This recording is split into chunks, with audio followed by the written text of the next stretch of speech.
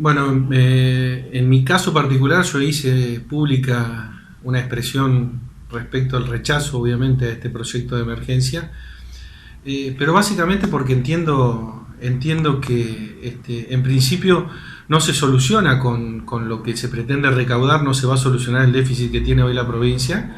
La crisis económica antecede, digamos, a este tipo de cuestiones de pandemia o coronavirus o crisis sanitaria o lo que sea que se pueda llegar a plantear. Lo cierto es que esto no es la solución.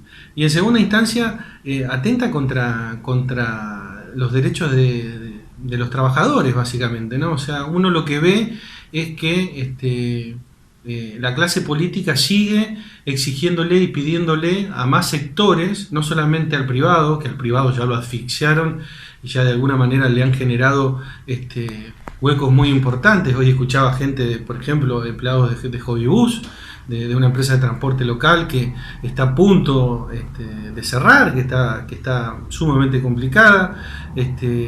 Uno ve que el Estado le ha pedido mucho al privado. Ahora va por parte de la administración pública o por otro poder, como es el Poder Judicial, porque hay otros que los pasó por encima, a los docentes los pasaron por encima, a las fuerzas de seguridad las pasaron por encima, exigiéndole y pidiéndole, por ejemplo, en algún caso un empleado judicial que tenga que aportar 5.000 o 6.000 pesos más, aportar, cobrar en cuotas, cobrar su aguinaldo en cuotas, no solamente a los activos, sino también empezar a hablar de tener que tocar a los pasivos, a los que están jubilados en su retiro.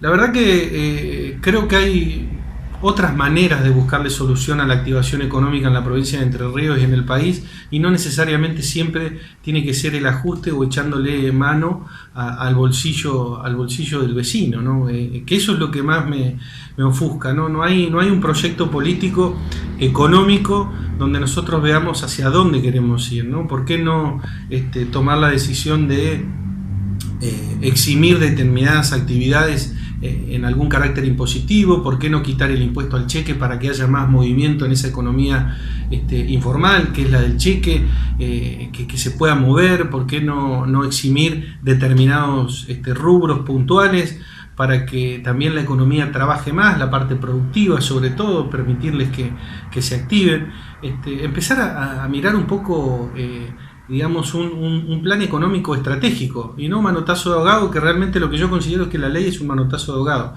Pero bueno, lamentablemente las mayorías democráticas que tiene hoy el gobernador y que tiene hoy la provincia y en muchos casos muchos municipios llevan a que este tipo de decisiones se lleven adelante sin ningún tipo de reparo, ¿no? Se habla de que podría modificarse esta ley y porque intentarían cobrarle a los que prestan servicios de entretenimiento por internet. Ahora, ¿no existe el peligro de que lo termine pagando a ese incremento o a ese impuesto lo termine pagando el consumidor final, como pasa siempre?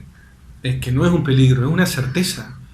Es una certeza, y ahí es donde voy de vuelta a decirte lo mismo. O sea, hablar de grabar las plataformas virtuales, por ejemplo, el Zoom o alguna plataforma en la cual incluso los legisladores hoy lo están utilizando para sesionar, grabarlas, es volver a meterle la mano al privado nuevamente, que obviamente no va a repercutir en su actividad solamente, sino que va a pasar a la factura al consumidor final, como lo decís vos, como siempre pasa en este país.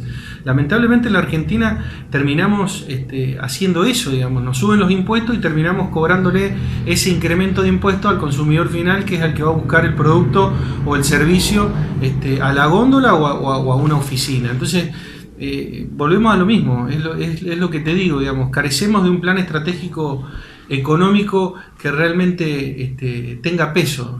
Mi pregunta es, y le pregunto a los legisladores de la provincia de Entre Ríos, que están sesionando desde su casa, ¿siguen cobrando, de alguna manera, siguen cobrando sus viáticos, sus costos, los importes que perciben, digamos, por representación o por viático o por zona o por estar lejos de sus hogares? Hoy están sesionando desde sus casas.